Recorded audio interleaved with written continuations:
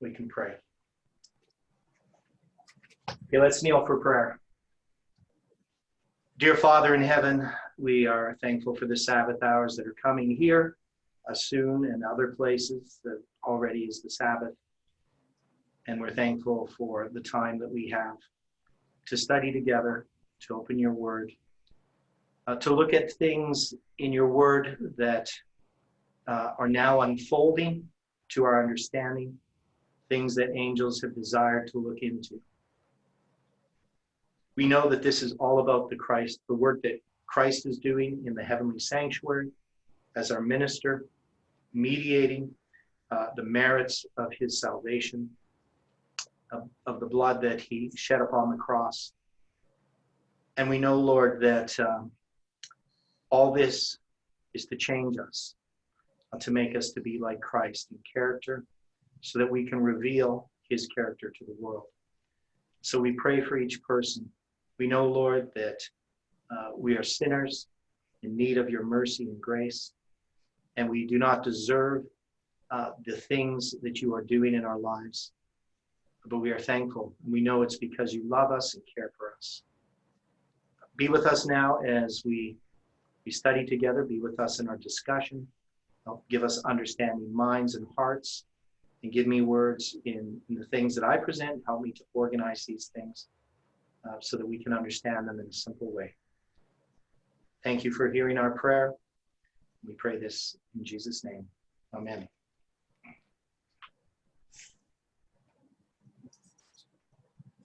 So our struggle here this week is to look at what we studied over the last 5 days and even a little bit before. And so I'm going to kind of do a review. It's not going to be much of one for the first part, and then we'll kind of go in detail after that. Now, one of the things that if I've had an insight or a revelation of this week, it was recognizing the timing of the second division of Ezekiel. Now, we know that Ezekiel began to prophesy in the 5th day of the 4th month, in the 5th year of Jehoiachin's captivity. And this is 592 BC. And the date was July 21st. So we know that this is a symbol of midnight. And in this vision, we know that in chapter 3, he had gone into vision, being brought by these cherubim to those of the captivity to sit before them. And he spent a period of time which was 7 days. And we recognize that 7 days did not occur in reality. But these were things that were occurring in vision. And then when we get to so this is his first vision, and that's going to cover chapters 1 to 7. But then when we get to his second vision, this one's going to start in chapter 8, and it's going to go all the way to chapter 19 as far as the time. But specifically, it's 8, I drew a 9, 8 to 11, where he's in this vision. And then chapter 12 and onward are just going to be God came to him and told him certain things. But in this one, it's very similar to the vision in chapter 1 to 7, in that he sees these creatures, these angels with the different faces, and he sees the glory of the Lord. But at the end of chapter 11, as we'll look at that verse, we can see that he ends that vision. So that type of vision that he has is this ecstatic vision where he's seeing all this symbolic representations. He's being asked to do certain things. And then when we get to chapter 12, so this vision here in chapter 8, we know it's the 5th day of the 6th month of the 6th year this is of Zedekiah's reign. And this is in 591 BC, so it's a year later. And the date is September 7th. Now, there's some interesting things about this that I've been thinking about and trying to grasp. One of the things we know is that this represents our movement. And September 7th is an important date because this is the date in 2019 where Elder Jeff came out of hiding, so to speak. He came out of retirement after 5 months. And that date was the 6th day of the 6th month on the biblical calendar. So I noticed these things. I noticed this 6th day of the 6th month on the biblical calendar. I noticed that it was September 7th. And I noticed that on September 7th, 2019. But I was always disappointed with Ezekiel chapter 8, that this vision occurs on the 5th day of the 6th month of the 6th year. And I always thought it should be the 6th day of the 6th month of the 6th year. But what I noticed is that this vision, which begins on that day, is going to move into these other days. That is, he's going to come out of vision. And I'll bring this up and look at the verses here.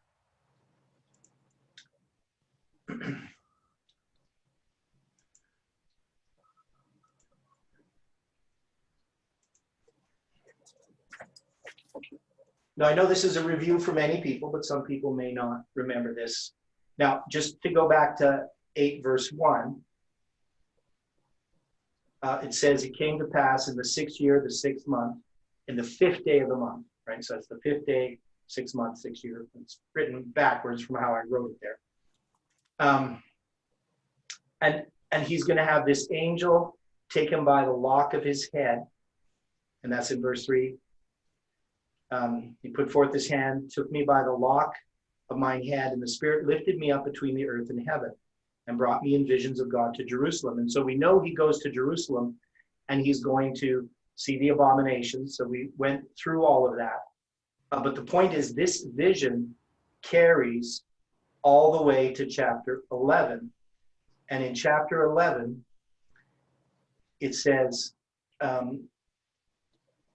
if I start at verse 22, then did the cherubim lift up their wings and the wheels beside them, and the glory of the God of Israel was over them above. The glory of the Lord went up from the midst of the city and stood upon the mountain which is on the east side of the city.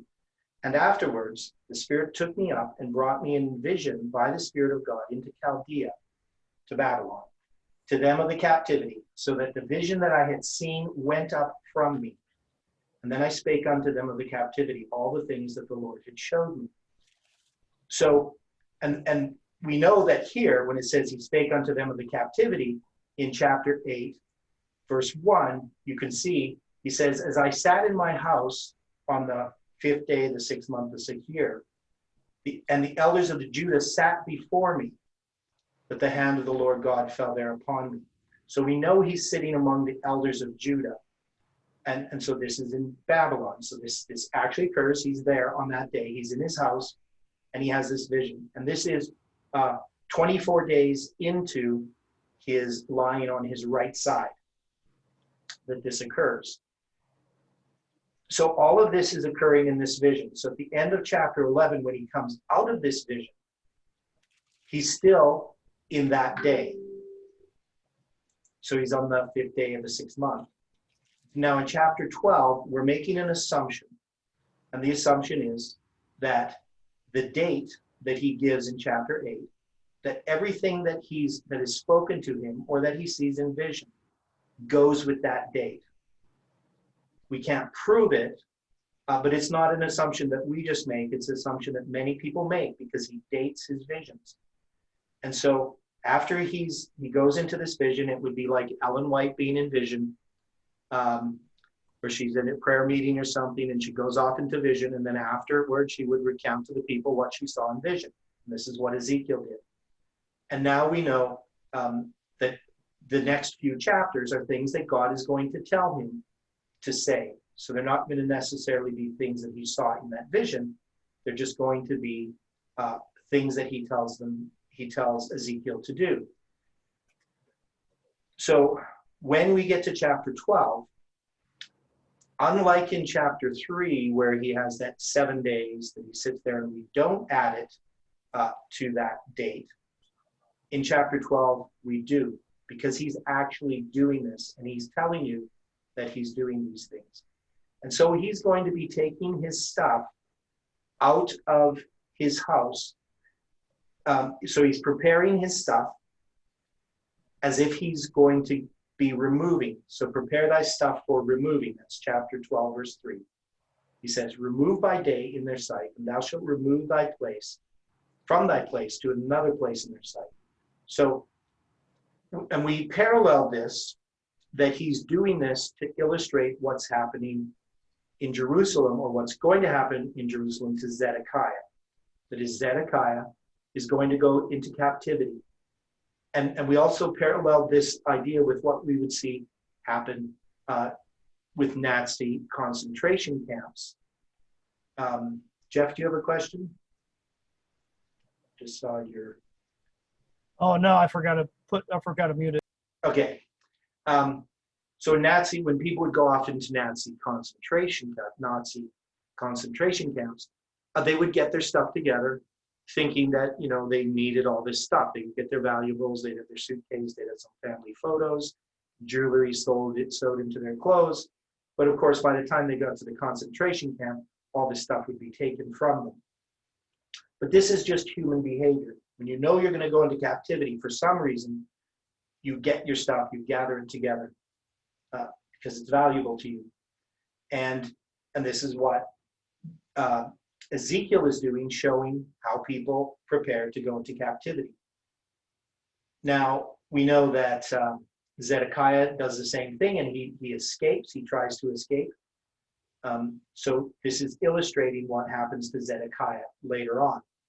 Now, we had some important points here, and that's in verse 6. It says, in their sight thou shalt bear it upon thy shoulders and carry it forth in the twilight. Thou shalt cover thy face, that thou see not the ground, for I have set thee for a sign unto the house of Israel. Then he says, I did so as I was commanded. I brought forth my stuff by day, as stuff for captivity, and the even I digged through the wall with my hand. I brought it forth in the twilight, and I bear it upon my shoulder in their sight. And in the morning the word of the Lord came unto me, saying, Son of man, hath not the house of Israel, the rebellious house, said unto thee, what doest thou? So we're taking this as this happens in reality. Unlike what happens in chapter 3, where he's just in vision, we can see that he's come out of this vision, and he's not brought into a vision. God is just speaking to him in a normal way, telling him what to do. So this is not a vision where he's in this ecstatic vision brought up into the heavens and so forth. God just tells him to do stuff, and he does it. And he says that he did it, and that the people saw it. And I'd asked a number of questions. Why is he doing this? So we're going to look at that. Some of that was more last week's study a bit, but we're going to come back to some of those things that we studied last week as well. But the main, I guess, insight that I had here is that if he began on the 5th day of the 6th month of the 6th year, then this act that he does is on the 6th day of the 6th month of the 6th year, because this is the next day. So that day, this day, he prepares, but at evening, at twilight, he's going to be doing this act. That is, he's going to be going into captivity, so to speak, symbolically as a sign. And that sign gives us this number 666. And we know that this number 666 has already been attached to Ezekiel, because Ezekiel has taken the years of the captivity of Jehoiachin, and we know that Ezekiel is predicting the destruction of Jerusalem, and that if you count the years of Jehoiachin's captivity, and you go to 70 AD, it's 666 years. So from Jehoiachin's captivity in 597 BC, which is back over here,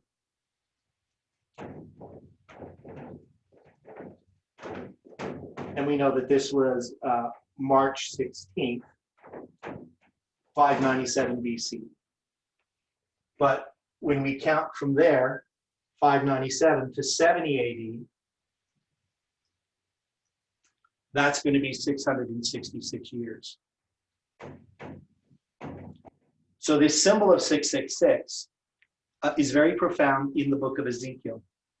And 666 connects Babylon, because for those who remember the study that we did earlier, quite a bit earlier, that this was Leviticus 26. This is the third 7 times, and this is Deuteronomy 28.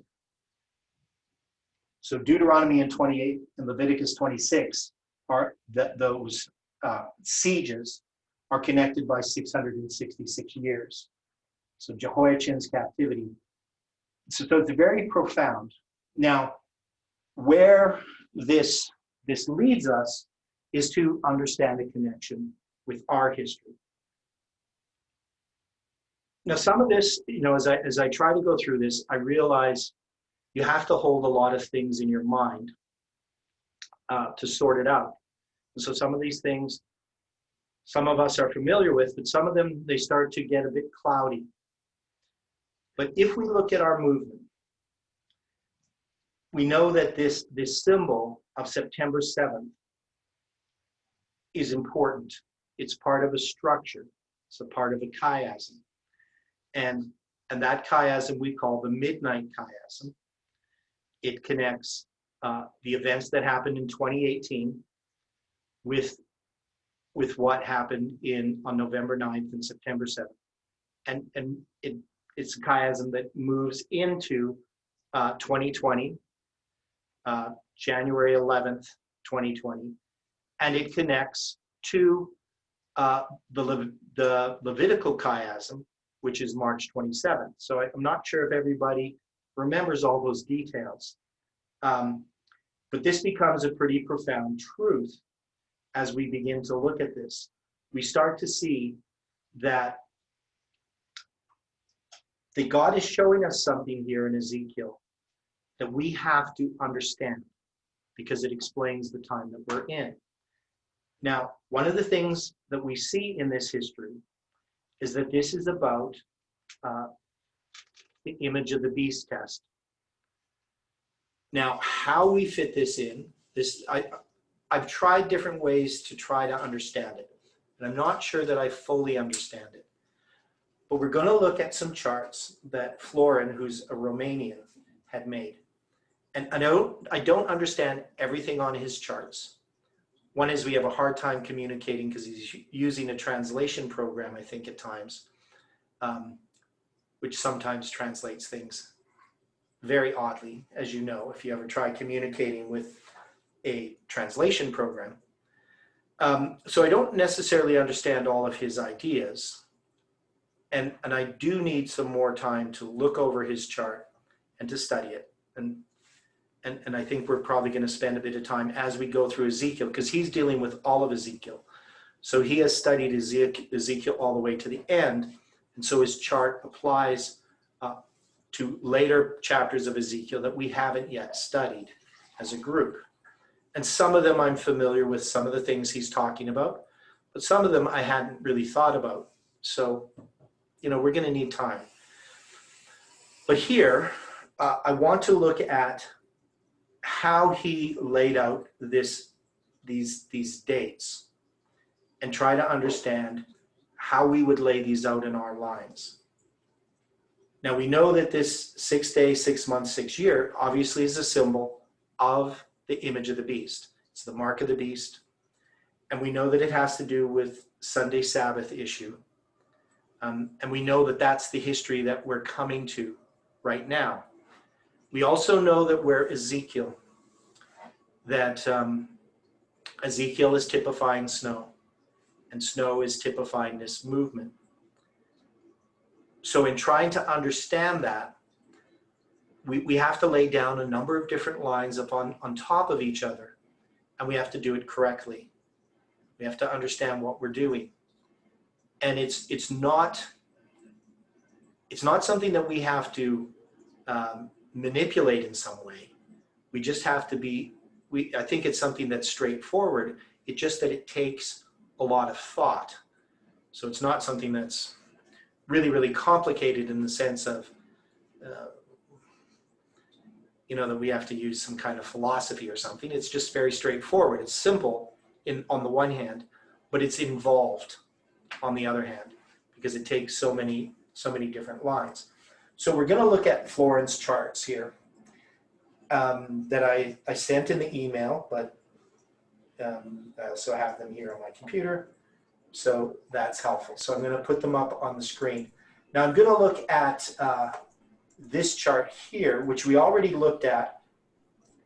And this is a blurry version of this chart, unfortunately, but it's the corrected version of the chart. So that's why I have it here. The other ones are clearer, but they have some errors that we had to correct. And unfortunately, he erased it after he took this picture without realizing that it was blurry. So unfortunately, we got all this blurriness here. But one of the things this is a drawing of the temple, and I'm going to draw this out, maybe not as neatly as he has done. And we can see that we have here, the top of this is the north. So this is the north side of the temple on the top. And then we have the west to the left, and the east to the right, and the south to the bottom. And this is how I normally think of the temple, because I always think of north as the top of a map. He's actually chose to flip it over on his other charts because he thinks we should do it the way that Hebrew's written, from right to left. I actually prefer it this way, but he wanted to do it the other way. So in one of his charts, he's going to flip this over, which you have to take note. Now, in this part, I had drawn out the temple. So we have the high priest, the priest and minister in the holy place. The high priest is the only one who goes into the most holy place. And some of this I'm understanding more what he was talking about before as I look at this. And then we have, of course, the Levites. They minister in the inner court. So this is where the laver is and the altar of burnt offering, where in the holy place you have the table of showbread, the 7-branch candlestick. And in Solomon's temple, there's actually more than one, but we just put it like the wilderness tabernacle. And then there's the altar of incense. And the altar of incense actually pertains to or belongs to the most holy place. It's the connection between the holy and the most holy. And it represents the prayers of the saints. And so the Levites minister in the inner court. Now the Nethinims, we know that they minister in providing wood and water, transportation of refuse and different things. So they do some work that the Levites don't do. But I have no indication that they come into the inner court. They would work in the external court. This work here would be the Levites. And then we see that outside of this is the court of the Gentiles. So the Gentiles are not allowed in this part of the temple. Now the Nethinim, in a sense, technically are Gentiles. That is, they're non-Jews. But they work for the temple. And one of the things that you've seen as I've addressed these lines, the line of the priests and the line of the Levites, I've taken the position that there is no line of the Nethinim, that the Nethinim are the Protestants. And so I've departed from what we had taught for a long time. Not that I've rejected the idea that the Nethinims are there. It's just I don't believe that they have their own line. And that we attach the Nethinims to the world, Edom, Moab, and Ammon. But we can see that the Nethinim are unlike Edom, Moab, and Ammon in type. That is because they're attached to the temple, where Edom, Moab, and the chief of the children of Ammon are not attached to the temple, and those would be the world. So he has that line. So he has this part of it. Now he has the lamb line. Now the lamb line is going here from right to left. You can see the arrow. And this would just be the way in which a sacrifice would be brought to the temple. The sinner, in certain situations, would bring a lamb to the door of, he would come into this court here, what we would call the external court here. He calls it the external court, I would call it the outer court. And he can bring a lamb to the door here. And then, his offering would be ministered by the priests, and that blood would be brought into the holy place through the priest eating it. So there's different ways in which the sin is transferred to the sanctuary.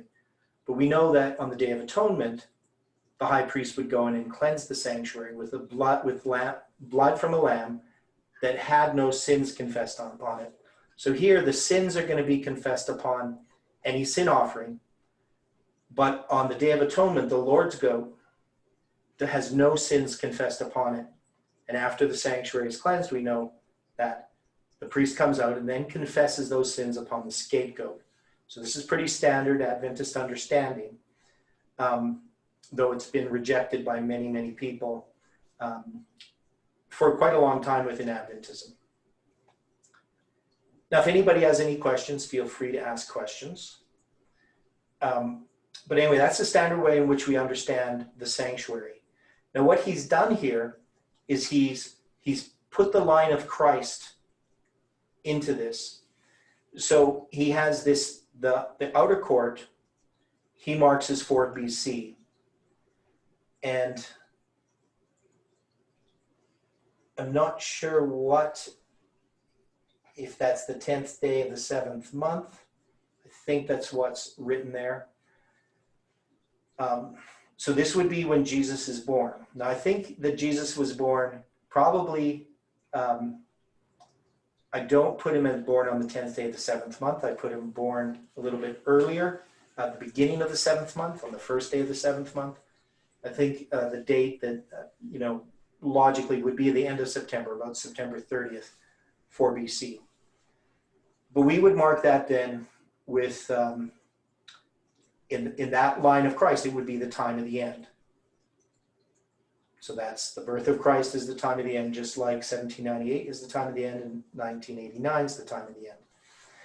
And then we have this line continue, and we come to 27 AD.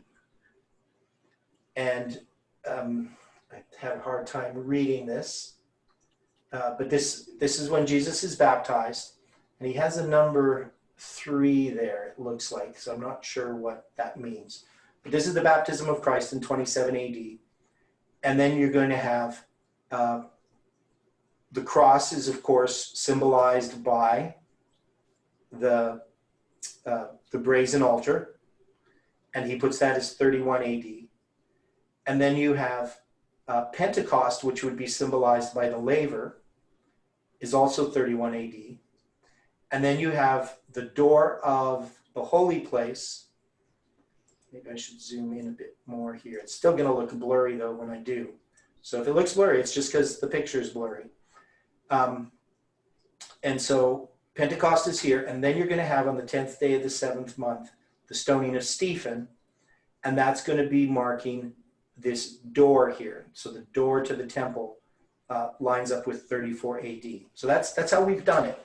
And this becomes interesting because you can see that this week of Christ passes here. So this is the week, the 70th week, is marked here from the door to the inner court to the door of the temple itself. Now, we know that part of the reasons why we're looking at this is we're looking at the 25 men here in Ezekiel chapter 8 who worship the rising sun to the east. And then we also have the 25 princes in chapter 11. Is it in chapter 11? Which chapter is that we have the 25 princes? I'm even forgetting right now. Yes, the 25 and 20 men, chapter 11. So I was correct. So we have these elders worshiping the sun in the east, and then we have these 25 princes. So we have basically priests and princes worshiping. The priests worship. The princes, they have another condemnation against them, that they give unwise counsel. Now, we then can continue this line on, and what we do, I think, this doesn't really make sense, because here he has the first angel, and I would think you would have to have the first angel here. So this would be the first angel's message being empowered at Christ's baptism. But it looks like a number 3 there, so I'm not sure why. But anyway, I believe that at Christ's baptism, we have the first angel's message empowered. The first angel's message arrives when Jesus is born. Now, we could also put the time of the end with John the Baptist as well. But we have 2 people. In a sense, we have 2 things that mark the time of the end, which we have often. We have 2 events. We know that we do that with Cyrus and Darius at the beginning of the 3 decrees. And we do that with some other lines. In some lines, we don't necessarily have 2 people, at least not as clear cut as that. And then we have Aaron and Moses, for instance, at the line for the beginning of ancient Israel. So we have 27 AD. This is the baptism. That's going to be the first angel's message is empowered. And then we're going to have the second angel's message. He places here at 34 AD. Now, one of the things he doesn't do here, because he goes to 34 AD, he jumps all the way here to 1844, which is in some sense logical. Now, these might just be that this is angels. I see. So this is first angel, second angel, third angel, fourth angel. So that must be the first. Anyway, I'm not sure. I can't read it. But he jumps here from 34 AD to 1844. So this is the close of probation for the Jews. Michael stands up. And we know that the 2300 days brings us to 1844, the 10th day of the 7th month. And so he's going to mark this as moving from the holy to the most holy place. And this is a logical place to place it, because that's where we've always placed it. And then when he gets into the most holy place here, he marks the ark as 9/11. And this is Revelation 18. So, of course, we've already done that with our lines. As far as Revelation 18 is this other angel. And the ark, the cover of the ark, he has been removed. I'm not sure how he understands that. And I can't read this stuff over to the left here. But anyway, you can see that we have this clear representation of the temple. And he has some Bible verses here dealing with Ezekiel 47. This deals with the water that comes out from under the porch of the temple, which could be represented by the laver. And so that's in Ezekiel 47. We'll study that when we get there. Now, he has lined these things up top. And there's things like the east wind, the wise virgins, and he has this line going this way. And this line is the dates that we have, which are part of the midnight chiasm, October 13th and November 9th. And he's going to have November 9th as the 5th day, the 6th month, the 6th year. So he's got Ezekiel 8 underneath it. He has July 18th, 2020 as the 5th day, the 6th month of the 6th year, and that's Ezekiel 11. And then at twilight, which is actually Ezekiel 12, we're going to have this change that occurs to the 6th day, the 6th month of the 6th year. So I probably would have put twilight over here, but that's where he put it. And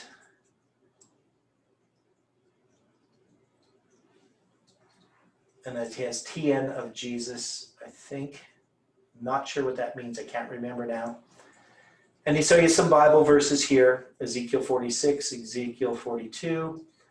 We can see that this Mount of Olives, this is something that the glory of the Lord is going to go to the Mount of Olives. It's east of the temple, and it would be directly east, not up here. I think he has it, but he just put it there.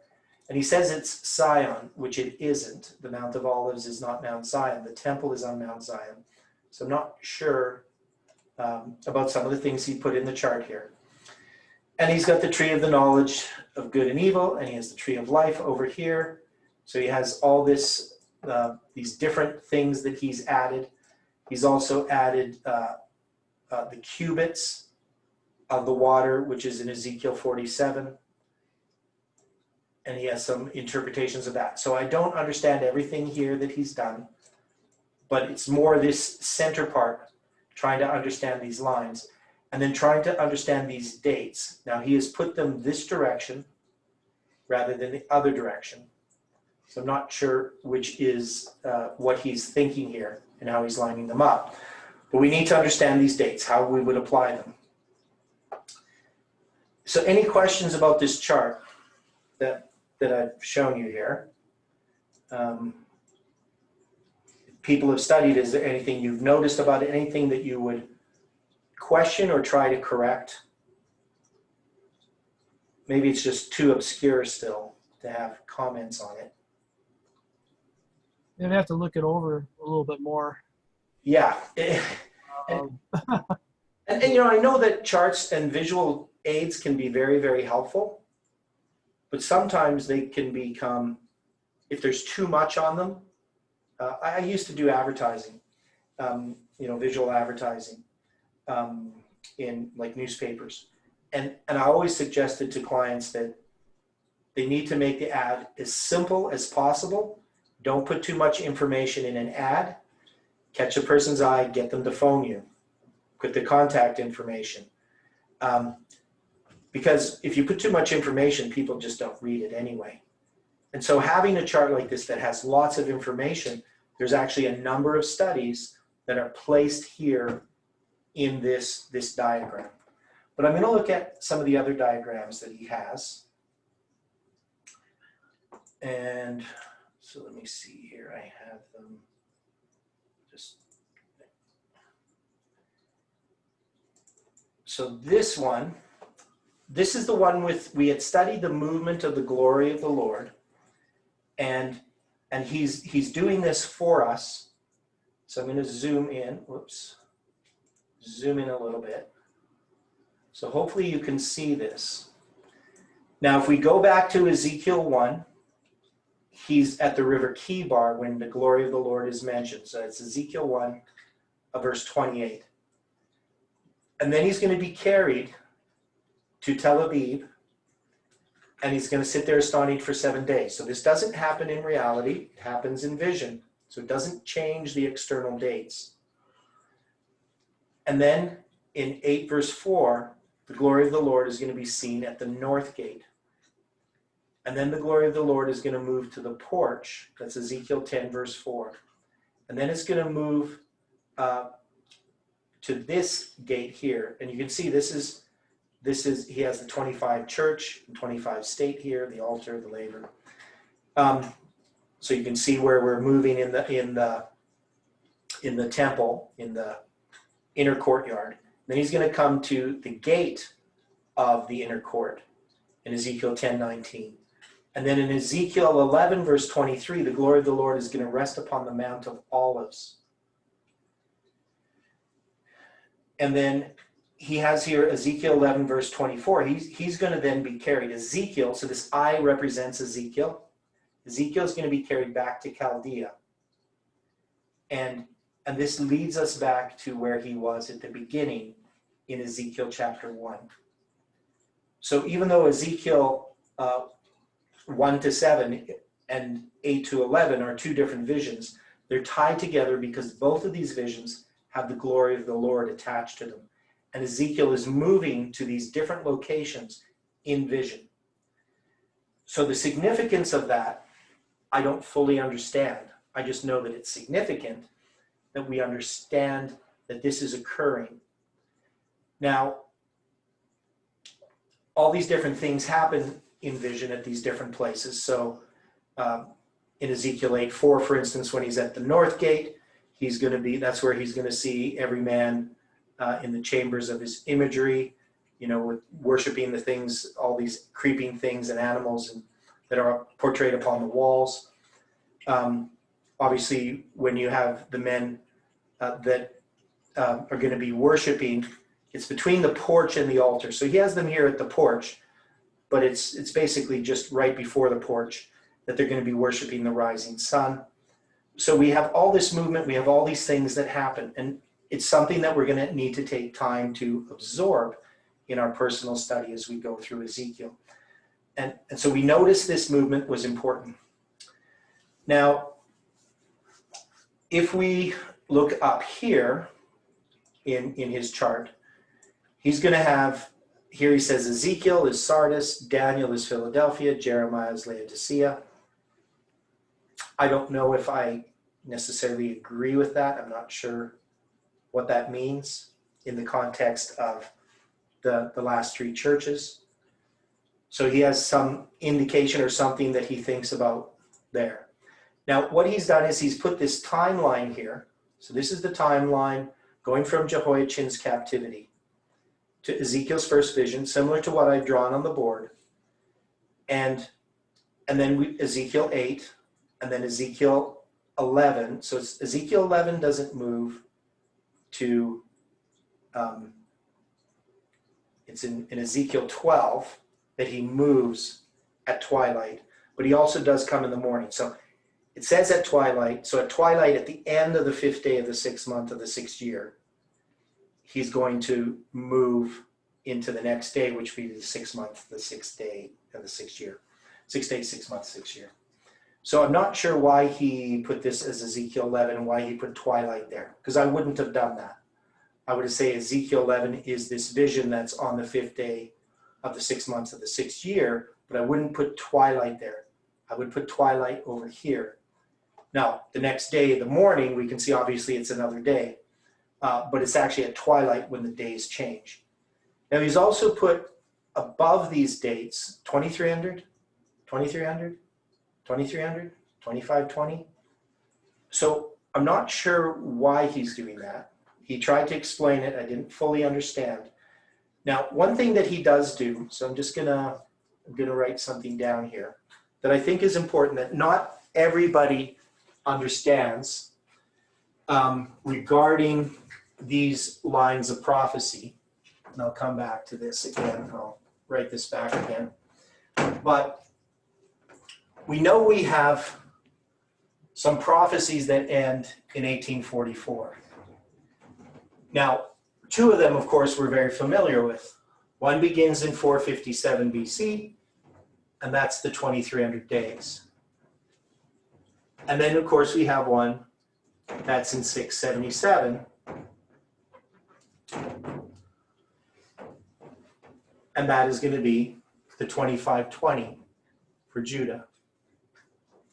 Now, of course, we know we have a 2520 that ends here in 1798. And that 2520 is for the northern tribes.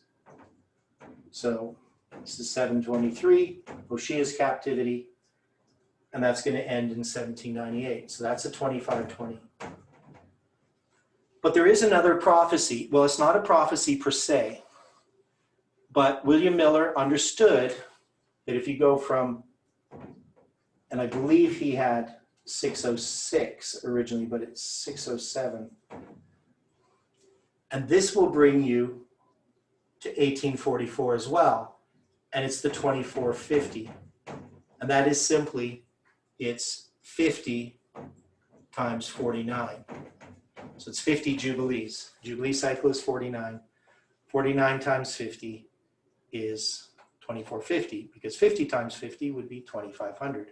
So you're just taking one of these 50s out of there. And so this was called the Great Jubilee. And some early Millerite charts, or at least an early Millerite chart, actually had these three on it, the 2450, the 2300, and the 2520. Now, he focuses upon that this one here is about the land. This one here is about the people, specifically this one, but this is two different groups of people. This people here would be what we would call the Protestants, we'll put it that way. And this one is going to be, so this would be Israel, northern Israel. And this one here is going to be for Judah, and this is going to be Adventists, which would include both the Millerite Adventists and the Seventh-day Adventists, because God's people are going to be gathered here. And so we can see we have the people, and then this is the sanctuary. So you've got the land that has to be restored. You have the people that need to be restored. And you have the sanctuary that needs to be restored. But there are two different groups of people. And when it comes to the land part of it, this ends in 1844. But we know that here, 1798, the United States rises. So in a sense, the glorious land is here. But for the glorious land to finally be possessed by Judah, this actually happens in 1844. And it does so when the Sabbath is going to be restored, not right away in 1844, but the Sabbath and the sanctuary, so that you can have God's people have a place to worship. So the people, the Protestants here, and then the Adventists are connected here. But we know that this connects over here to our history. So in trying to, and you can't see this too well, somebody should tell me that.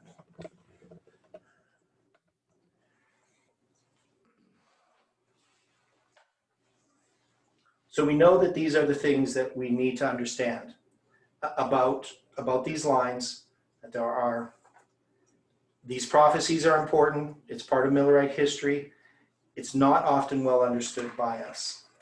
Now I'm going to go back to his chart here, but we're going to end up looking at another chart of his as well. So this chart here has a lot of information on it. He's got some quotes at the top.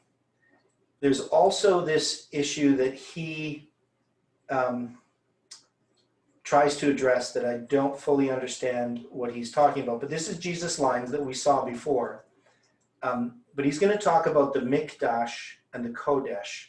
Now, we have understood Mikdash, he applies here to the Catholics. Now, from my understanding of Hebrew, you can't just really do that. You can't just say, because Mikdash is just a word that refers to the sanctuary, but it can be a good sanctuary or a bad sanctuary. It's just a general term for sanctuary.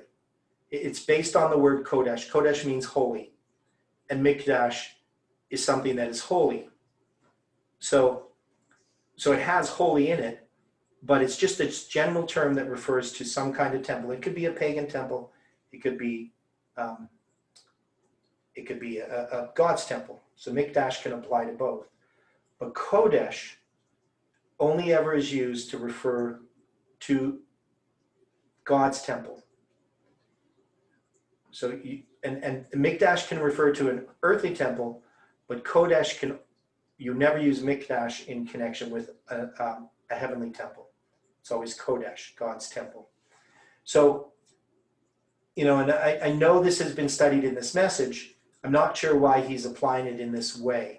But I wouldn't necessarily make this distinction here, Kodesh as being the Catholics and then the Protestants. But that's the way it's done here. He's taking 538 to 1798, that the Catholics are obscuring the sanctuary. Now, in trying to understand that, I'm not sure that I agree with what he's doing there. But anyway, we know that the holy place has to be restored. That is the sanctuary. And so he has the Millerites, this moving from, this is the west, and he has this is the east. So I'm not sure where he makes this distinction, but this is Jesus' line. So he sees it, we see this line here going right to left, because that's entering into the sanctuary. So in a sense, it's going backwards how we would normally draw this line. And then we're going to have the close of probation. So he's taking the most holy place here, and he's lining it up with October 22nd, 1844, and this line lining up with the close of probation when Christ completes his ministry. And then you're going to have the second coming over here on this side. So there's a lot of detail here, which comes from his personal study and how he understands it. I'm not saying that I fully understand what he's talking about. Now, one thing I do want to point out that I find interesting here is we have from Christ's birth to 8 AD. So I don't think you would go to 8 AD to get 12 years, because you don't add 4 plus 8 to get 12. And then he has 18 years here, and you can see obviously 8 plus 18 doesn't add up to 27.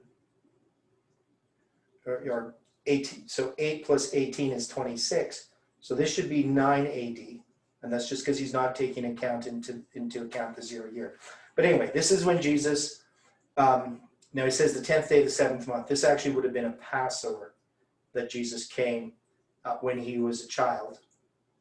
When he was 12 years old, he came to Jerusalem at the time of the Passover. So that's in 9 AD. And then 18 years later, in 27 AD, he's baptized. So we've noted this in this line. The thing that I want to point out is more just the 30-year part of it. When you have the 30 years, Christ is a priest, but there's a consecration that occurs in Ezekiel where he sits astonished 7 days. And that 7 days can be 7 years. It can symbolize this period of time here, the 70th week. And this is Christ's consecration. Now we know Christ, of course, is a priest in 31 AD, but he's confirming the covenant with many for 1 week. And so that symbol of the week, which is a symbol of the consecration of the priest, I'm saying symbolizes that week of Christ, whether it's Ezekiel's consecration for 7 days or a priest's consecration for 7 days. It's still the same thing. And we have that same consecration. So we are being consecrated right now in the midst of these 777 days, which we haven't fully understood yet. And one reason we know we're not predicting events just because the end of the 777 days is future, we can't predict an event. Maybe in hindsight we can see some things that occur, but right now we're not focused upon that as literal time. We're focused upon it as a symbol. So we were given this 777 days and the chiasm of 777 to symbolize the work that would be done in this movement to prepare us to give a message to the Levites. So there's lots of things here that a person could use in studying. Now the next one I want to look at is the one where he draws it backwards, the temple backwards. So I call this the temple chart. That's how I've named it. Now, look at here. Obviously, you can't see, unless you have a really big screen, exactly what's on here. But you can see, once again, it's very involved. There's lots of his personal Bible study built into this chart. And ideally, he would have it nicely written out, explaining the study logically from beginning to end. But since he's Romanian, to do that would be very difficult for him. But he's done very well in what he has written out. Now, we're going to zoom in here so we can see things a bit more in detail. So, again, he's going now with the west over on this side and the east on this side, which means the north on the bottom and the south on the top, which is a little bit confusing for me from a map point of view. And he has a line now coming out of the temple, which I think is rather interesting because he had the line of the Lamb going in, but now he's going to have a line going out. And so he's focusing now the Day of Atonement. So not the normal offering of the lamb, where the lamb is offered as a sin offering. This is now the Lord's goat and the goat that's Azazel, the scapegoat as it's translated in the King James, but it just means the devil's goat. So he's going to have this line coming in. So we have, now he has made some application as about the faces of the living creatures. And so the man he has here, I believe, representing the 144,000. Now, we know that on the Day of Atonement, we're going to have the Lord's goat, and there's other offerings too. So there's going to be a sin goat, a sin offering, that's a goat. And the high priest is also going to offer an offering. There's going to be some offerings that go on the Day of Atonement that go into the temple. Now he has here the high priest 144,000. There's an ox. They offer an ox. And this blood is going to be sprinkled on the altar 7 times, on the altar of incense 7 times, and I believe upon the veil 7 times, if I remember correctly, or maybe it is on the ark. So I'm trying to remember stuff from 35 years ago when I studied all this in detail. And then you can see here, there's one for the people that's going to be sprinkled again 7 times each time. Now, he focuses upon the fact that there's 21 plus 21, which is 42. So he has 14 plus 14 plus 14 is 42. The thing that I find interesting is that we have the 7 plus 7 plus 7 and the 7 plus 7 plus 7. So that symbolizes this 777 chiasm that we have. So I know that there's more to understand about our chiasm as we go into Ezekiel that we haven't understood yet.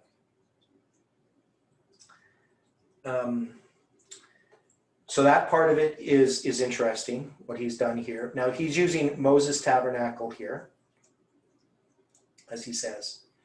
And then he's going to have, again, this line going in, the first, second, third, and fourth angels' messages.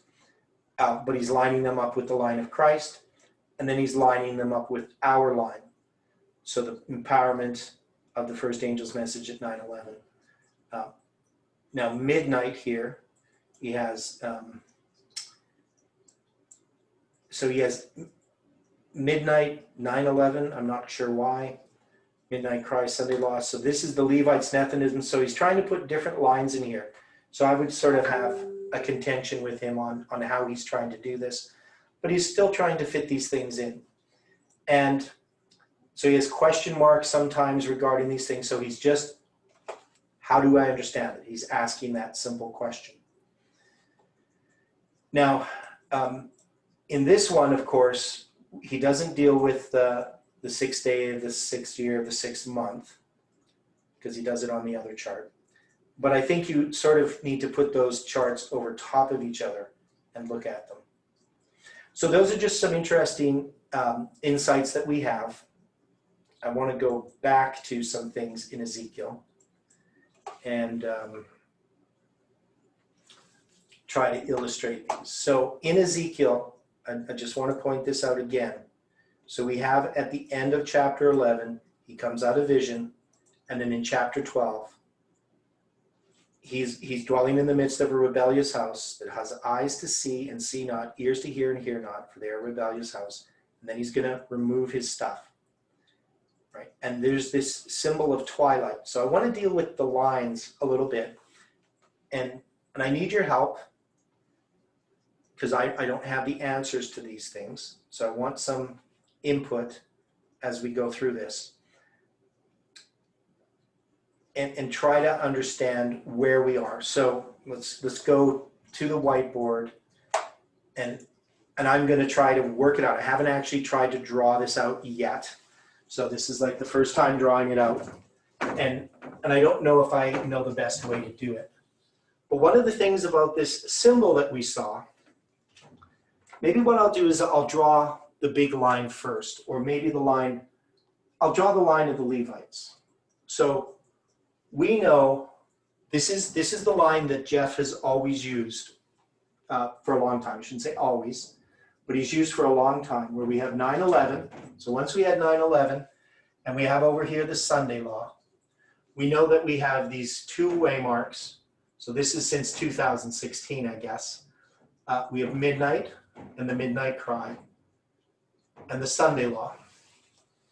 So this line here is the Levitical line. And we never understood that, at least we didn't. We got the lines a little bit confused. We would sometimes look for midnight, but we didn't really make a distinction, midnight for the priests or for the Levites. Now, I've made the case that 9/11 has two events in Millerite history that it marks. So we know 9/11 is August 11th, 1840, but it's also April 19th, 1844. And when it comes to Samuel Snow's letters begin before April 19th, and they're going to end before midnight, because midnight's going to be July 21st. This is going to be August 15th, and this is going to be October 22. And so Samuel Sheffield Snow's letters, I say represent this movement up to July 18th. So I'm just going to put it down here, July 18th, because that's his last letter. And so in our history, this is going to be here, July 18th, which is, as a symbol, 3 days before midnight. So maybe I'll do it this way. I'll just put here 3 days. So that's July 21st. Now, so this is Millerite history. So obviously, we're not looking at July 21st in our history. We're looking at midnight. And midnight, in our history, we would line up with Raphia. And the midnight cry, we would line up with Paneum. And what we had believed is that we would look at Raphia and Paneum as occurring at dates within our line, within the line of the priests. But we can see that the line of the priests actually ended on July 18th in a certain sense. That is the date that God gave us, July 18th, 2020. And so this would be July 18th, 2020 up here. But this is July 18th, 1844. And so we know that we're connected with Snow. This is what we had been doing. Now, of course, we have a work to do here at Raphia and Paneum, but that's because we had to be prepared before Raphia and Paneum to actually give these messages. And this we call the prediction before midnight. But that was rejected, not officially in this movement. It was sort of set aside. Nobody really addressed why it was wrong, if it was wrong. They just ignored it, and Parminder particularly. So we had this prediction before midnight, which is part of Samuel Snow's letters. And the fact that Samuel Snow's letters gave us this date that we later became our prediction before midnight, we can see that it's obviously a prediction before midnight, but it's not marking midnight or marking Paneum. It's marking an event within our line. It's paralleling us with Samuel Snow. Now, where I want to do, what I want to try to do is look, and it's kind of hard because we're looking at the Millerite line or Snow's line, but ultimately we're looking at the line of the Levites. But one of the things I just mentioned here is that we can see that Samuel Snow, before April 19th, he already started giving this message. And if we're going to parallel this, one way we can parallel this, we have it as 9/11, but I'm saying within the line of the priests, we can see that April 19th also parallels November 9th. So this becomes a bit confusing, but I'm just saying within that context, we could look at it this way.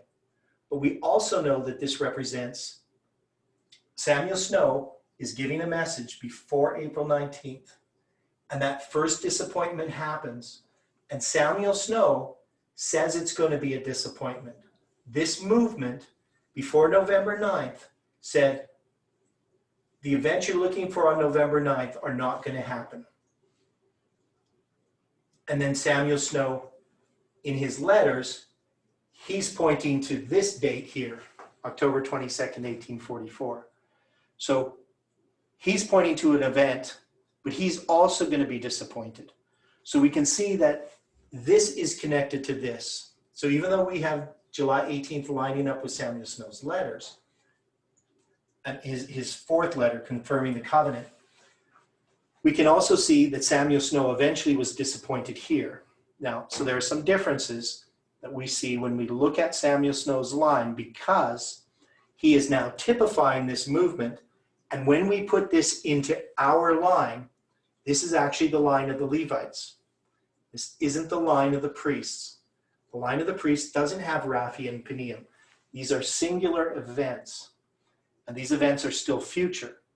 And what we initially said about Raphi and Peniam is true. This is about a battle between the king of the north and the king of the south. This is a battle between the king of the north and the king of the south.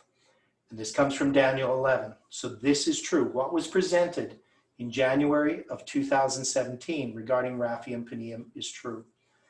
Now, one of the things that Jeff did in January 14th, 2017, is he talked about there being a pandemic between Raphi and Peniam. Now, in our understanding, this pandemic is a type of the Sunday law. So we've come to understand about what's happened with this pandemic is that it's a type of the Sunday law. But it's not. Now we know that there's going to be a Sunday law over here after Raphi and Peniam. But prior to that, we have an image of the beast test.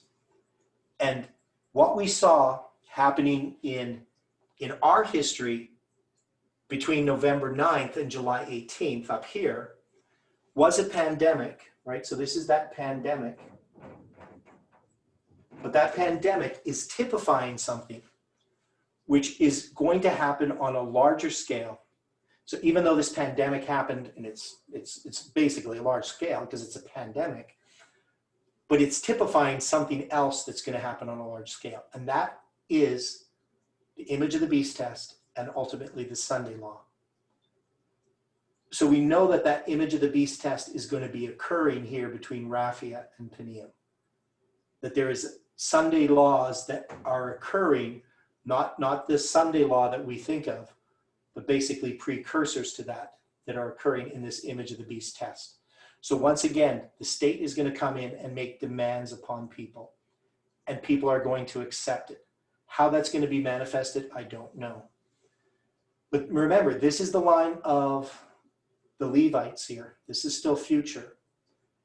And so what I'm suggesting is that we have had a line of the priests that has preceded that, and that is that we're Snow. So we have Snow's letters, and that is what we have experienced. And so our disappointment that happened on July 18th is a necessary precursor to give a message at midnight and to give a message at the midnight cry. So now what I want to do is look at Ezekiel. So I want to deal with this line that I'm going to try to, it's called the Levitical chiasm. So it's not really related to what's above. This is just something that we came to understand. June 9th, this is 2018, and October 13th, 2018, and September 7th, 2019. And am I doing that right? No, I'm doing this wrong. Pardon me, I forgot something here. We need August 11th, 2018, and October 13th, 2018. There, that's better. And then over here, we're going to have September 7th, 2019, November 9th, 2019, and January 14th, 2020. And this is going to be connected by to March 27th, 2021 by 441 days, which is, I believe, 63 weeks. And this was what Jeff called the Levitical, or the midnight chiasm, pardon me. It's not the Levitical chiasm, it's the midnight chiasm. Now, the center of this chiasm here, this part, this is 63 days, this is 63 days, this is 63 days, and this is 63 days. This part here parallels a chiasm in Samuel Snow's letters, which I'm not going to get into. But the center date here is March 27th, 2019. And so this actually ties into the Levitical chiasm, because the Levitical chiasm is simply March 27th, 2021, and March 27th, 2019, with, that's obviously not in proportion, March 27th, 2020. And this chiasm had that 100 days of prayer and all these different things connecting it to July 18th. The point is that this chiasm year, if we're going to look at it, this is September 7th. So we remember that Ezekiel has this vision on September 7th. That's going to be Ezekiel 8, verse 1. So that's September 7th. And we know it's going to be the 5th day of the 6th month. But he's going to transition into, and the 6th year, but he's going to transition into the 6th day of the 6th month of the 6th year. So he's going to have that 666. But also, this date here in 2019 was the 6th day of the 6th month on the biblical calendar. Now, in trying to move this over into these other lines, my view is that in the line of the priests, this is Ezekiel 8. And what is Ezekiel 8 about? So now you can start helping me. What is Ezekiel 8 about? What is Ezekiel shown?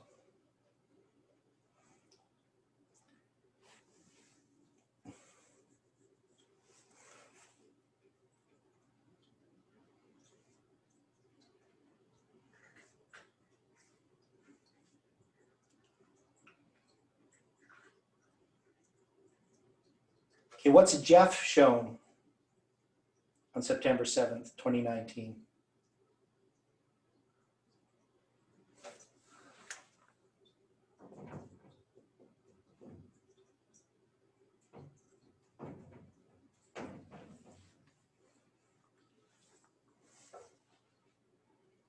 Anybody with any comments on this?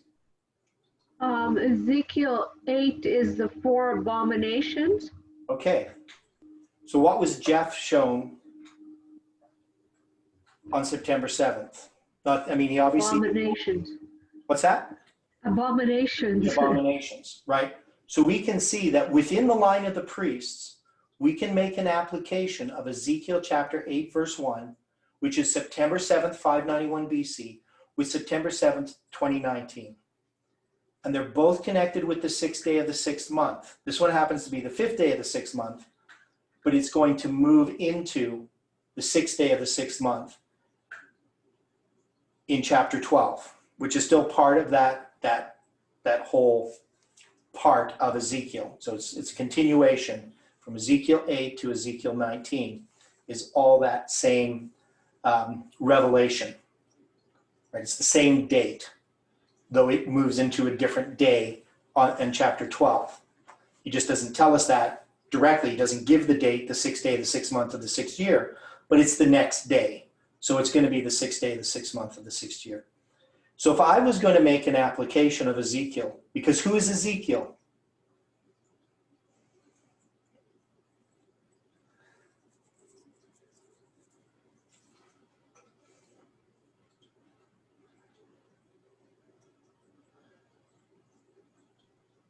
He's a prophet that stands for this movement.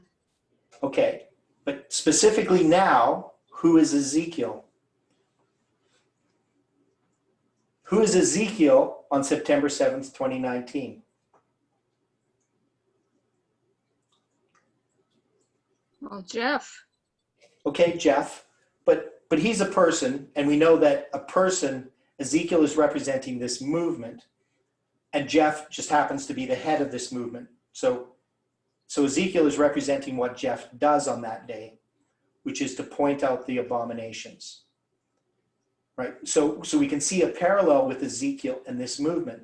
And so if I'm going to apply this, I'm going to see that here on September 7th, that this is connected to the 6th day of the 6th month, but that we actually have this period of time in our history in which this is manifested. Now, we know that what happens on November 9th in regard to world history, what is November 9th representing? In our history on November 9th, 2019, none of the stuff that was predicted by Parminder and Tess occurred. But in the world, what happened on November 9th? Roughly, not maybe the exact day, but if you look at the information they give us, they tell us that it's about November 9th. They give a span of time, and the center of that is November 9th. So what happened on November 9th?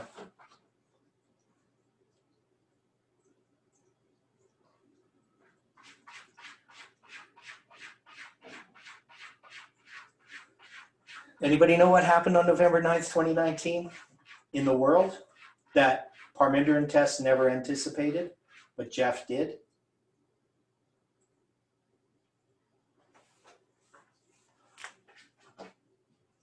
So this is the pandemic.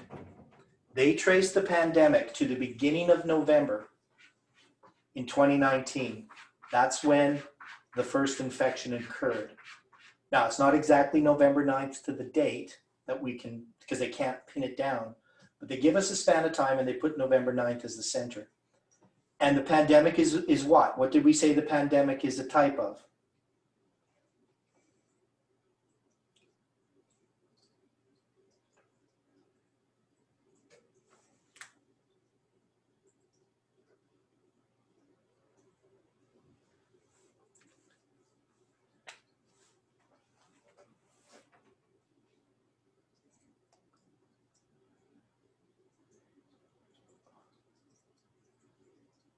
What is this pandemic about?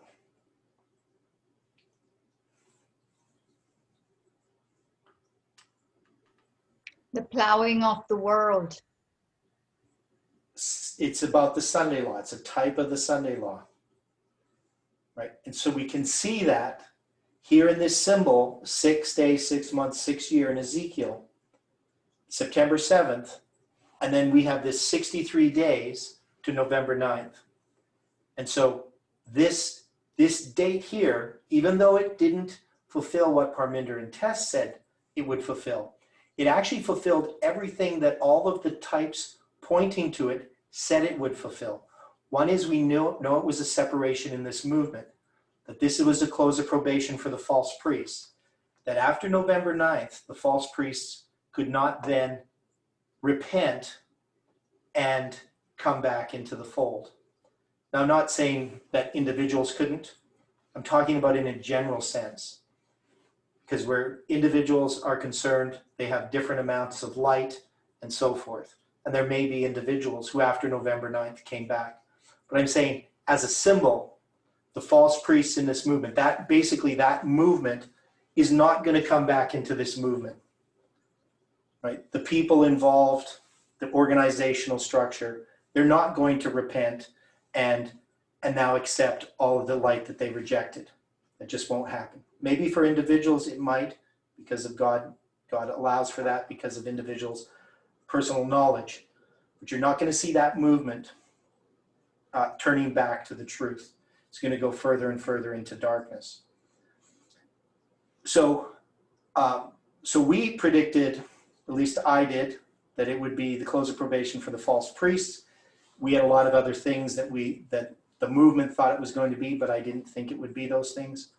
I only knew it would be one thing. I never saw it happening the way it happened. I didn't envision Parminder and Tess doing what they did. But we also know that this is the beginning of this pandemic. And this pandemic is going to culminate with, it's going to be connected with this Levitical chiasm, because March 27th becomes an important date in the pandemic. At least for me personally, this is the day I get laid off. And it's also the day that a whole bunch of things change in Alberta, where I live, in regard to the pandemic.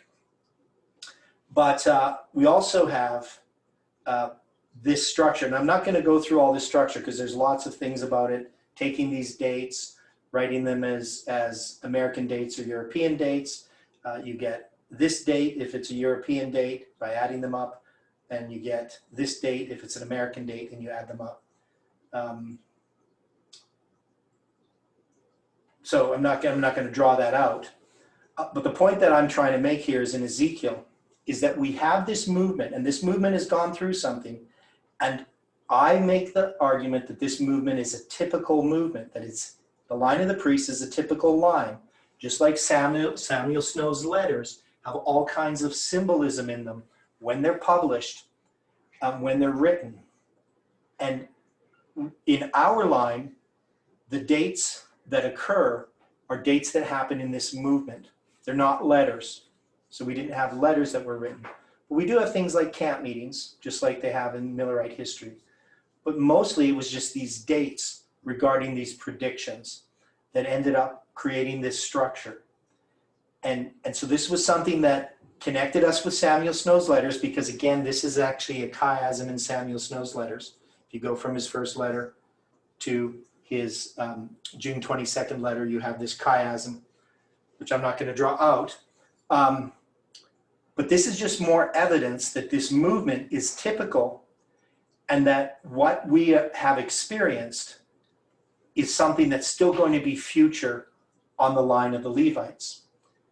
So in trying to apply the way that Florian has done with his chart, to try to apply 666 just directly as the image of the beast test or the mark of the beast test that's coming future, the Sunday law, I think we first have to recognize that this is about this movement, that Ezekiel is given as a sign. So let's just go back to Ezekiel chapter 12. So,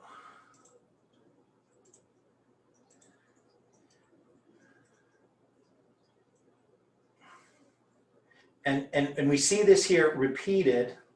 So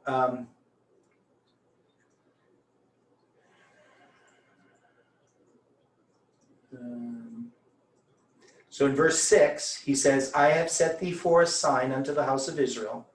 And then in verse 11, God says, say, I am your sign. Like as I have done, so shall it be done unto them. They shall remove and go into captivity. And when we look at this line, one of the big struggles that we've been having is we expected events to occur, but we failed to recognize that our line was typical, that this is a sign to the house of Israel. This is a sign to Jerusalem. This is a sign to Judah. And it is this chronological structure that God gave us that is the sign. It's one of the things we learn from Ezekiel. Ezekiel is given this chronology, and Ezekiel is very chronological. He deals with the sky. He's directed to these different places in the sanctuary by these cherubim that represent the constellations, the primary constellations in the heavens. And this points us to the calendars that are based upon the structure of what happens in the sky. And so this movement, we haven't recognized that we are a sign. We haven't realized how important this is in understanding what happened to us, why this movement failed, because we expected something different. But God says, no, you're a sign. You're Ezekiel. Ezekiel is a sign. He's not experiencing the captivity that's going on in Jerusalem. And we spent some time with this that those ones that are in the city, those are the ones in the church in Jerusalem, those are the Levites. The ones who've been outside of Jerusalem, they disregard, they say they're in captivity, we're safe in Jerusalem. But God says, I'm going to take you out of this city, the cauldron, and the ones that you've slain, the ones that you've persecuted, the ones you've pushed out of the church, out of the Seventh-day Adventist church, those ones are going to inherit the land. You're not. So we spent some time with this, and if you haven't studied this, you need to go over some of the earlier studies this past week and the week before, where we really nail that down. So we can see that this movement is this slaying, those ones that were slain, those ones that were persecuted by the church. And Ezekiel is in captivity in Babylon. They're the ones in captivity.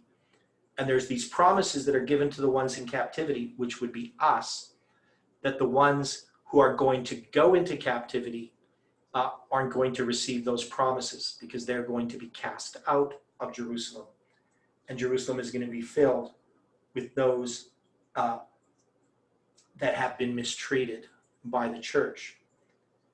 So to try to understand that, there's, obviously you're going to have to go back and look over at the earlier studies. But we know that we're a sign. And once we understand that, once we understand that we are this sign, and that everything that happened to us, all this chronology, all these dates, all this failure that we see as failure, is actually in God's plan and design, so that we could be a sign, then we can look at what's happened to us in a new light, and we need to go back and re-examine these things. All this chronology that pointed to July 18th, some people have just cast it aside. We were wrong, why look at it? But now we can see that there's much more in there than we ever saw before. And that 777 chiasm, that whole chiasm, is absolutely necessary to understanding this message. Now, one of the things about Jeff getting up on September 7th that people may not realize is that it's the 6th year of the 6th day of the 6th month. And what do I mean by that? Does anybody know what I'm talking about, the 6th year? Why would I call 2019 the 6th year?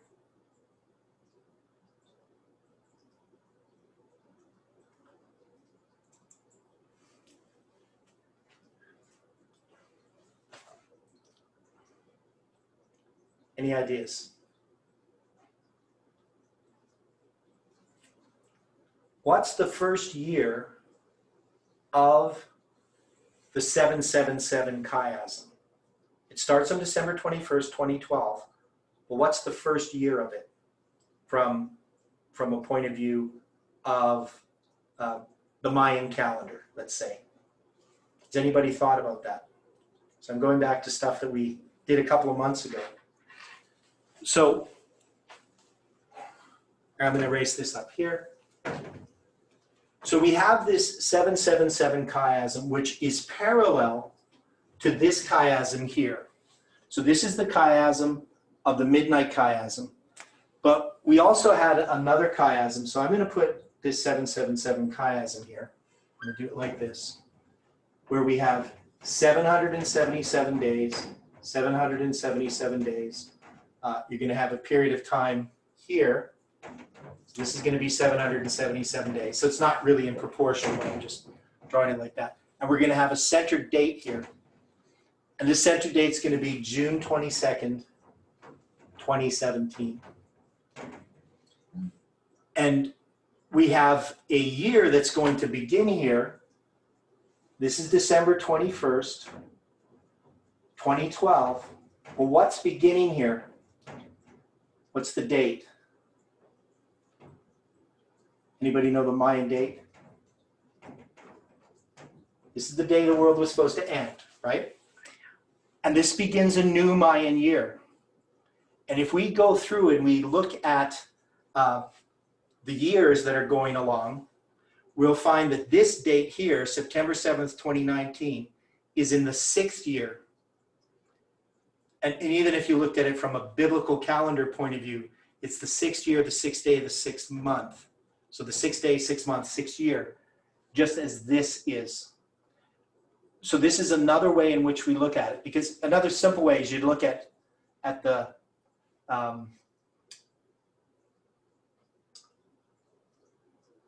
I'm not going to try to explain it because it's too much chronology here at this time to go through it. But basically, we would look at this as the 6th year.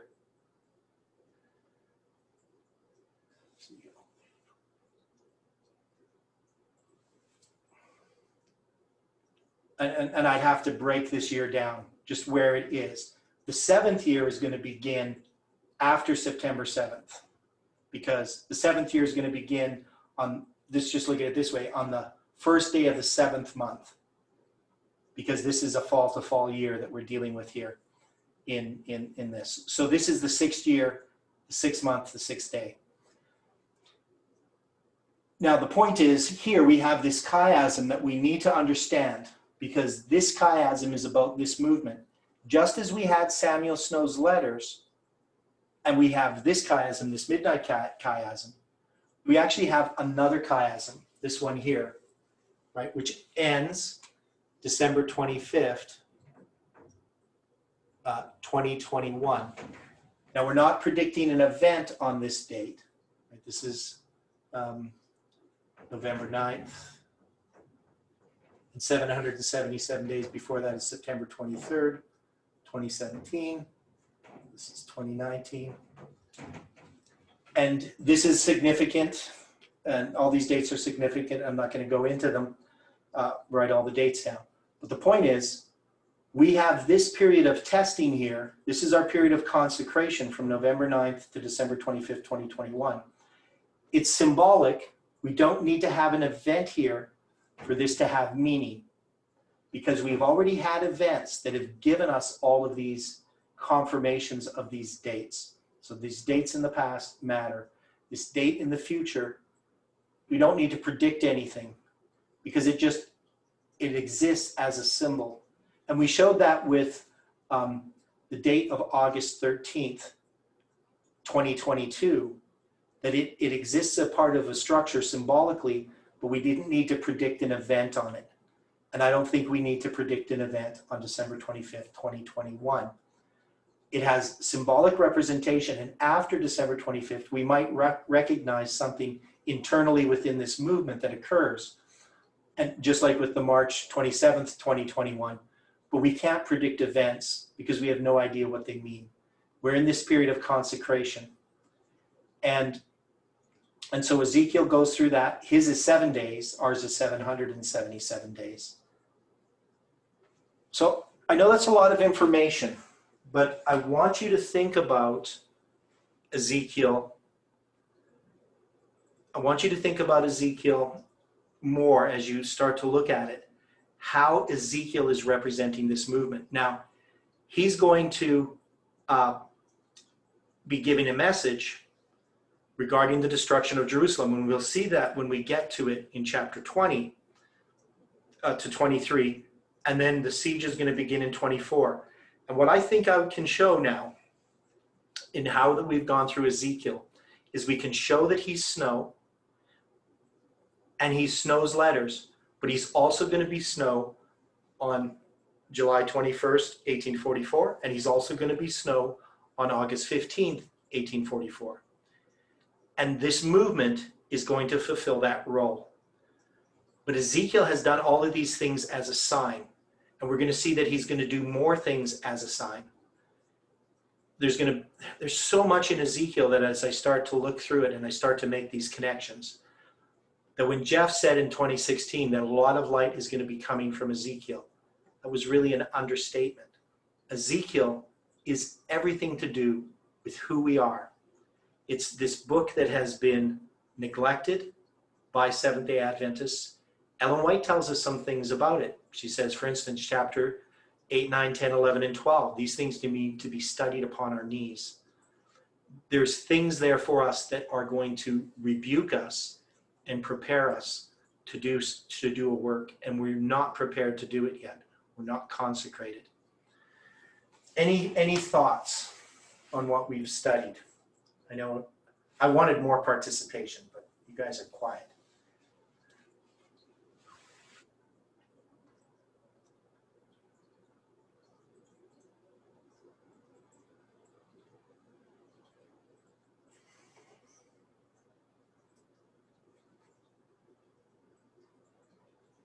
Any more thoughts? Any ideas?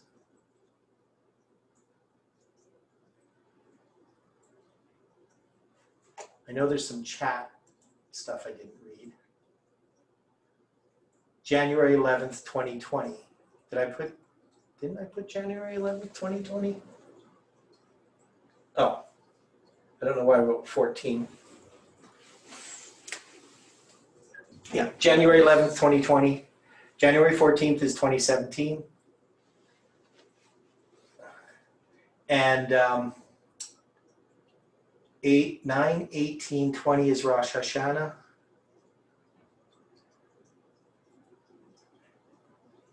Yeah, September 18th is Rosh Hashanah. Rosh Hashanah in 2017 was September 23rd. The blood of the bullock is sprinkled on the mercy seat. The goat's blood on the mercy seat, also on the horns of the altar. Yeah, so we know that we need to spend some time understanding the sanctuary, but we do know that the blood is sprinkled at different times on different ways. So I'm just going by the chart that he gave. But I used to know the sanctuary inside out, all the different details of it, but that was like 35 years ago. So haven't had the opportunity to study all the sacrifices again. So any thoughts? You guys are pretty quiet.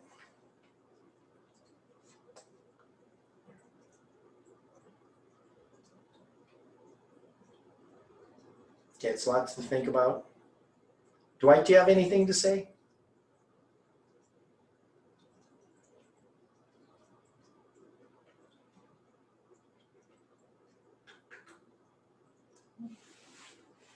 No?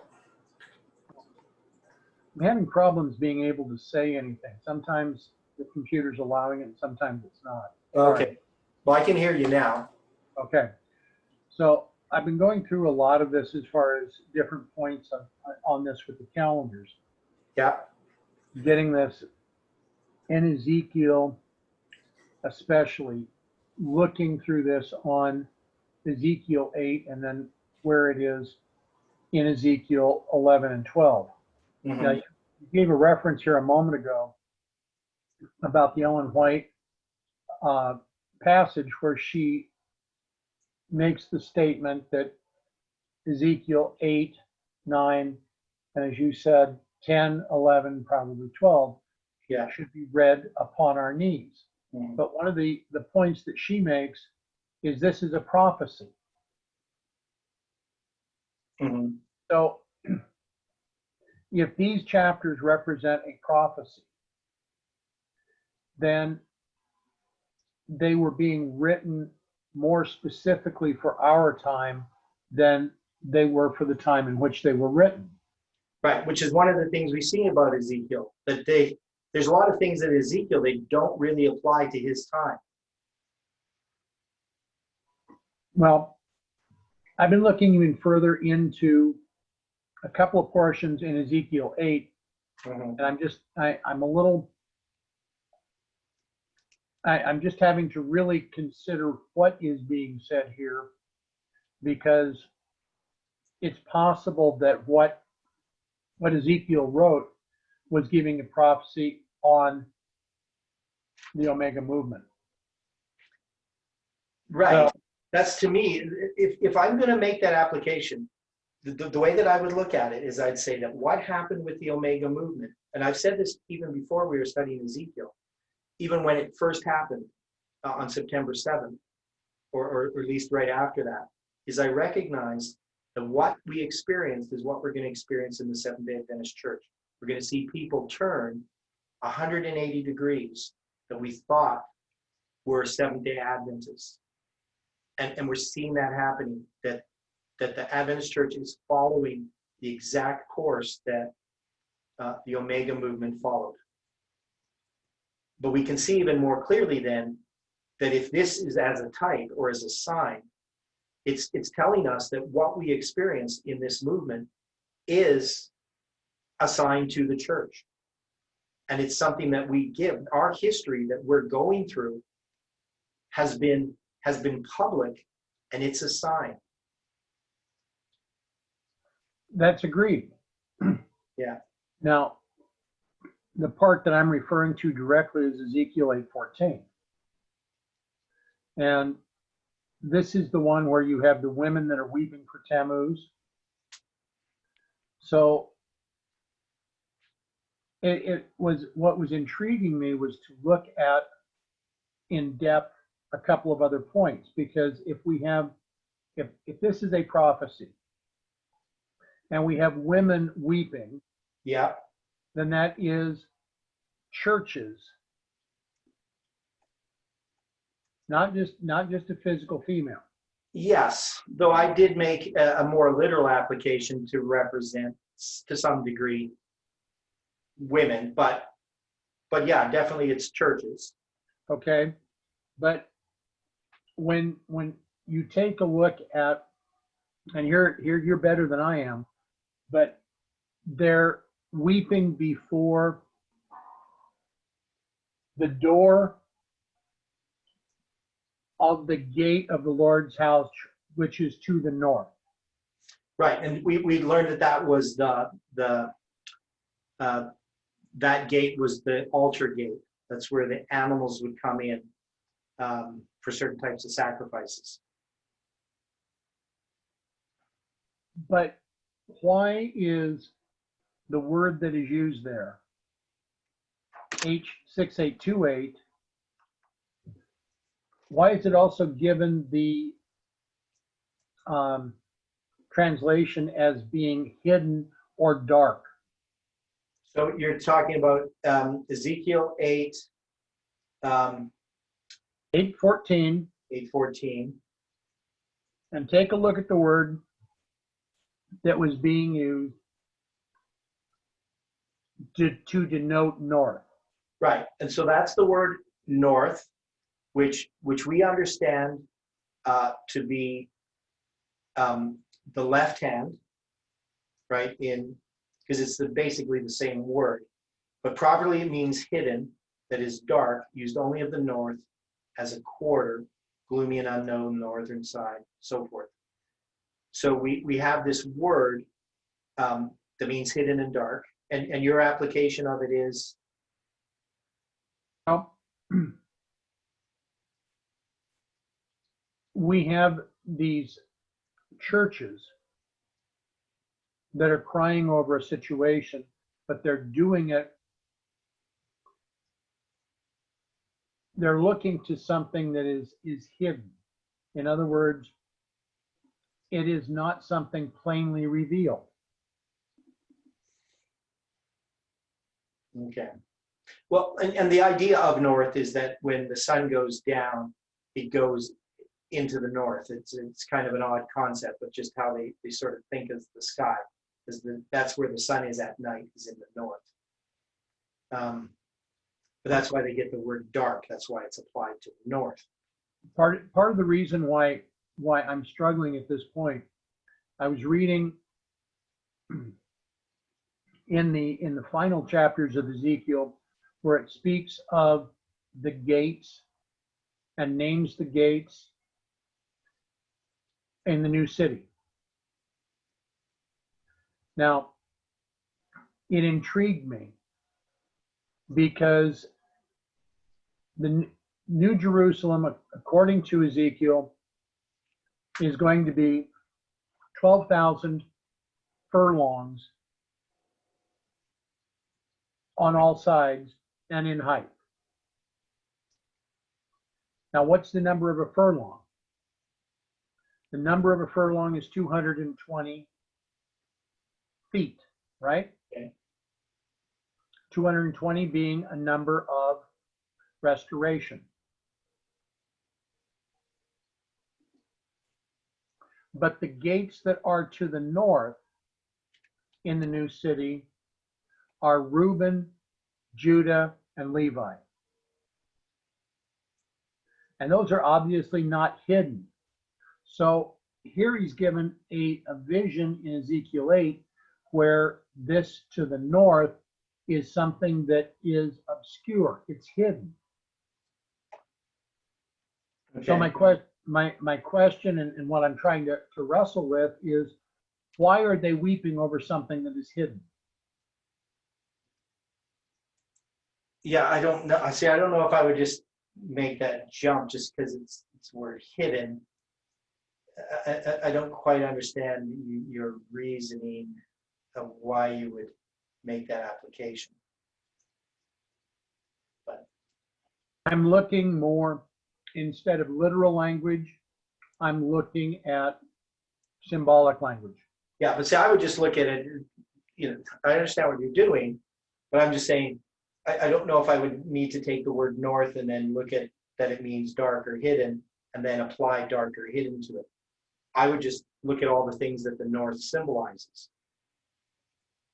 That's the way I would do it, but I'm not saying it's wrong. I'm just saying All right.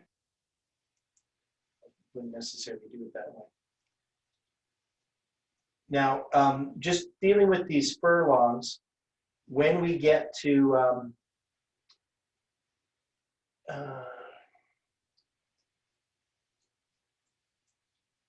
so you're saying the residue of the length over against the oblation of the holy is 10,000 eastward, 10,000 westward.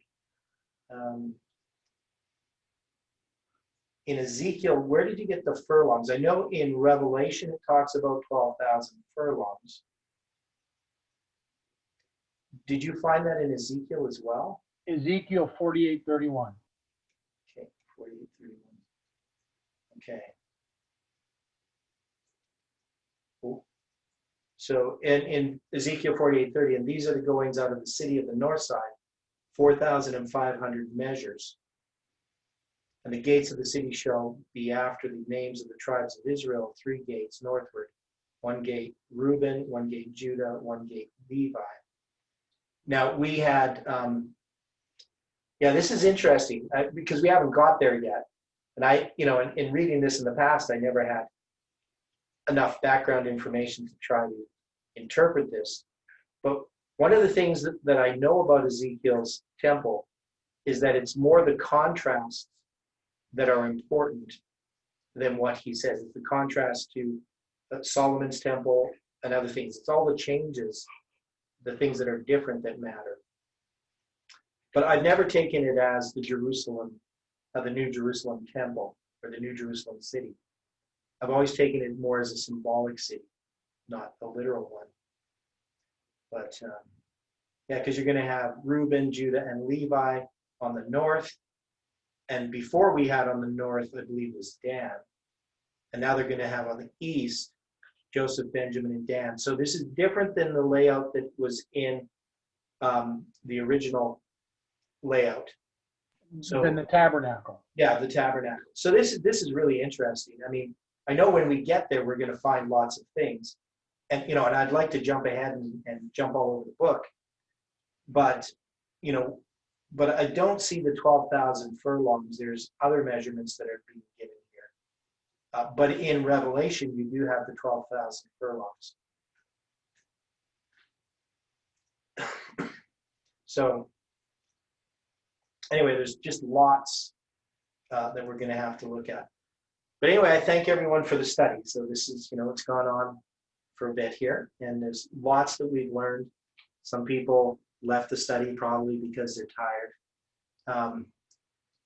But anyway, we have a study coming up Sunday morning at 7:30 a.m. Mountain Daylight Time. We're going to continue going through Ezekiel chapter 13 to 19, try to cover all those chapters. So if we can get through that next week. But anyway, I thank everyone for the study. I wish you all a blessed Sabbath for everyone, that your Sabbath is, you receive a Sabbath blessing. You know, I pray that, you know, we can all continue to study these things And what I want to see usually on the Friday night studies is a bit more interaction, but this is what it is. Because I don't like just talking all the time. I'd really like to hear what other people have to say. But anyway, you can think about this. Now, somebody asked a question, though she left already. That was Sylvia. She asked about the charts. And so she's not here now. So I can probably contact her and answer her questions later. Email. So, but she had asked about 666, 6 days, 6 months, 6 year. Yeah, so she asked a few questions. I thought there was another question I saw. Asking who made the charts. But anyway, so God bless you all. And I'm just going to end the recording now.